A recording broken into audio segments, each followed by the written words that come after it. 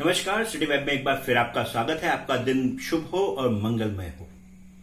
कभी कभी ऐसा लगता है कि हमारी जिंदगी में हमारे बहुत से काम ऐसे हैं कि जो समय से पूरे नहीं हो रहे हैं, या हमारी जो भी आशाएं और आकांक्षाएं अपने जीवन के प्रति हैं उनमें बहुत विलंब हो जाता है और हम तब तक हताश हो जाते हैं या हताशा भरा जीवन गुजारते हैं। जी हाँ, अगर आपको ऐसा लगता है कि आपके जीवन में भी जो भी चीजें, जो भी इंसिडेंट्स होने चाहिए, जो भी घटनाएं घटनी चाहिए, जो चीजें आप जीवन में चाहते हैं, उनको पूरा होने में जरूरत से ज्यादा समय लगता है, तो ये आज का वीडियो आप ही के लिए है। इससे पहले अगर आपने हमारे चैनल को सब्सक्राइब नहीं किया है तो आप जरूर सब्सक्राइब कर लें और बेल आइकन का बटन दबाना बिल्कुल ना भूलें।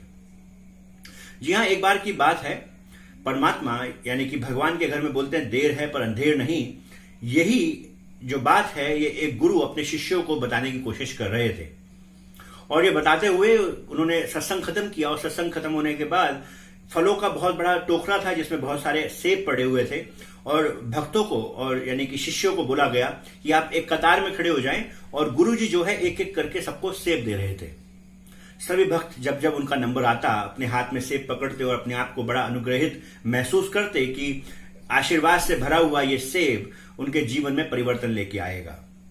इसी कतार में एक छोटी सी बच्ची भी लगी हुई थी और इस बच्ची के को भी अपना नंबर आने का इंतजार था कि उसका भी नंबर आएगा, उसका भी समय आएगा और उसको भी गुरुजी एक बहुत अच्छा सा सेब देंगे। और इस बच्ची का बिल्कुल नंबर आया और इस बच्ची के हाथ में भी एक बहुत अच्छा सा लाल रंग का सेब आया।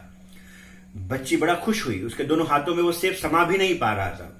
सेब बड़ा सुंदर, लाल, बड़ा सुंदर सा था। ये बच्ची ने जैसे ही ये भगवान की, अपने गुरु की आंखों में आंखें डाल के देखे और भगवान का धन्यवाद दिया, इस बच्ची ने सेब को लेके जैसे ही आगे बढ़ी, ये क्या हुआ, बच्ची के हाथ से ये सेब फिसला और फिसल के बगल में जो नहर बह रही थी, इस नहर के अंदर जाके गिर गया और सेब बह के चला गया। इस बच्ची को बड़ा दुख हुआ। इसने सोचा मेरे को सेब मिला भी और मिलने के बावजूद भी नहीं मिला क्योंकि ये तो नहर के अंदर चला गया। तो इस बच्ची को यह सेब नहीं मिल पाया। अब इस बच्ची ने सोचा कि अब मुझे फिर से कतार में लगना पड़ेगा और ये बच्ची चुपचाप मायूस होकर कतार में लग गई। कतार बड़ी लंबी थी तो इसको ये समझ में आया कि इसका नंबर आने में अभी समय ज्यादा लगेगा। ये देख के ये बच्ची लाइन में लगी हुई थी और गुरु तो जानते थे, गुरु तो मन की बात को जान सकते हैं।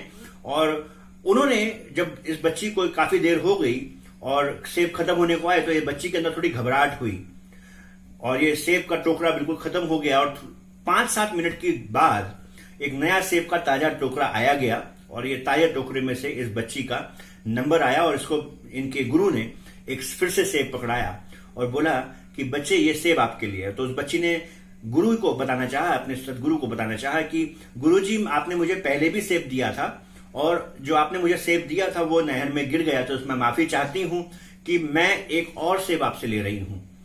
तो गुरु बोले कि वो जो, अब गुरु इस बात को समझ गए कि इस बच्ची के मन में बड़ा भाव है, बड़ा दर्द है कि उसका पिछला सेब जो है वो खराब हो गया था। तो गुरुजी ने उसका मन रखने के लिए, उसके विचारों को बांधने के लिए, उसके अंदर पॉजिटिविटी पैदा करने के लिए बोला कि बच्चे आपने शायद उस सेब को ठीक से देखा नहीं कि वो सेब एक तरफ से खराब हो चुका था, इसी कारण से वो फिसल के आपके हाथों से गिर गया। परमात्मा सबको जानता है कि वो अंदर से सेब ठीक नहीं था और इस कारण से आपको प्रतीक्षा करनी पड़ी। फिर गुरु ने यही बात आगे बढ़ाते हुए बोला कि जब आप लाइन में लगी हुई थी और सेब खत्म हो रहे थे तो मुझे मालूम है कि आपको घबराहट हो रही थी और आप घबरा रहे थे कि मेरा नंबर आते तक तो सेब खत्म हो जाएंगे, पर परमात्मा के मन में कुछ और था। परमात्मा आपको बिल्कुल ताजा सेब देना चाहते थे। तो जो पिछले सेब थे वो एक दिन पहले के थे और अब जो ये सेब आए हैं टोकरी के अंदर, ये आज के ताजे टूटे हुए, बिल्कुल अभी पेड़ से टूट के ताजे फल आए हैं और परमात्मा ने शायद आपके भाग्य में ताजे फल रखे हैं और इस कारण से अब आपको दूसरी बार लाइन में लग के ये ताजा, सुंदर और पहले से भी बेहतर आपको सेब दिया जा रहा है। जी हाँ, अगर हमारे जीवन में भी किसी चीज को समय लग रहा है, अगर हमारे मन चाहे रिजल्ट्स नहीं आ रहे हैं, प्रयास करते रहें।